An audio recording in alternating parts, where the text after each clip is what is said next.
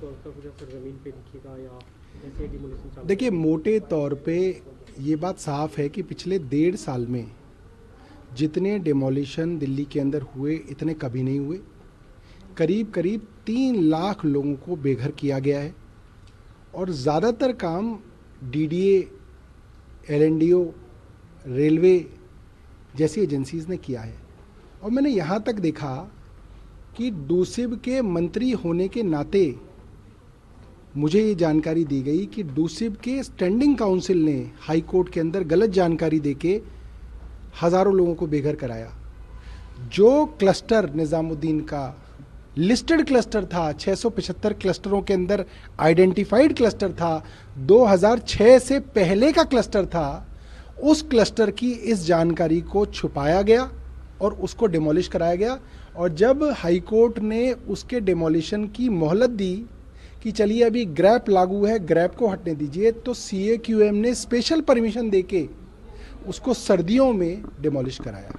ये बहुत दुर्भाग्यपूर्ण है और मुझे लगता है कि इसका असर ज़मीन पे हो ना हो, मगर ये जो विधानसभा के रिकॉर्ड में वक्तव्य दर्ज हो रहे हैं, जब भी कानून अपनी सही राह पे चलेगा ऐसे अधिकारियों के ऊपर कार्रवाई होगी।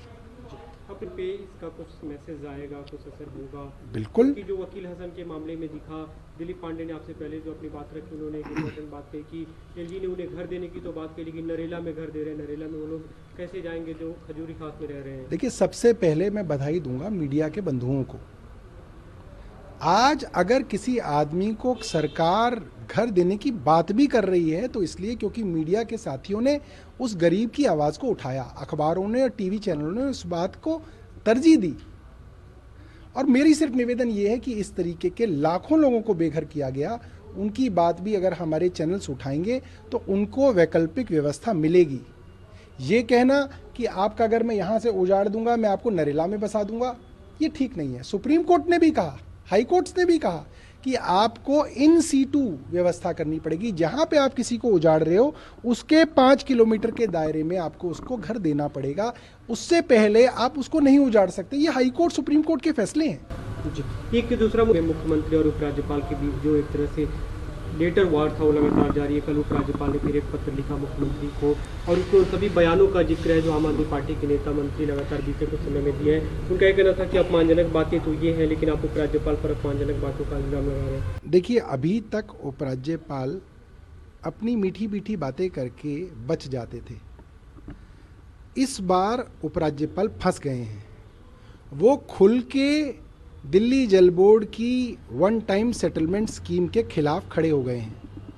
अब उन्होंने ये बात साफ कर दी है कि वन टाइम रीसेटलमेंट स्कीम के साथ मैं नहीं हूं, वरना उनको सिर्फ एक लाइन का पत्र मुख्यमंत्री जी को लिखना था कि मैंने अफसरों को आदेश दे दिया है, ये स्कीम जनता के फायदे की स्कीम है, ये जनता के फायदे की स्कीम आनी चाहिए।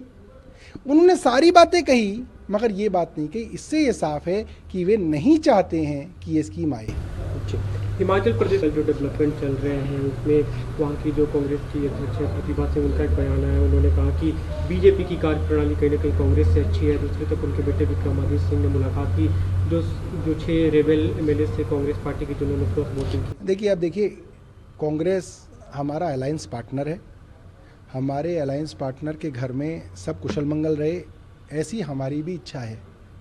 एक अलायंस पार्टनर के नाते हम उनको शुभकामनाएं देंगे और हम चाहेंगे कि उनका जो घर है वो सही रहे और उनके अंदर जो वहाँ उनकी जो सरकार है वो अच्छा काम करे, लोगों की सेवा करे। लेकिन जो एक तरह से वहाँ पे विधायकों की हुई, उसके बाद जो डेवलपमेंट है, माना जा रहा था कि सरकार गिर जाएगी। इस पूरे डेवलपमेंट को कैसे देखते हैं?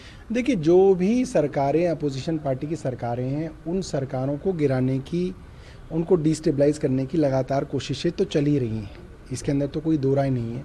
मगर फिर भी जैसे दिल्ली की सरकार हमने इतने सालों से बनाई, बचाई और चलाई, ऐसी बाकियों को भी करना चाहिए।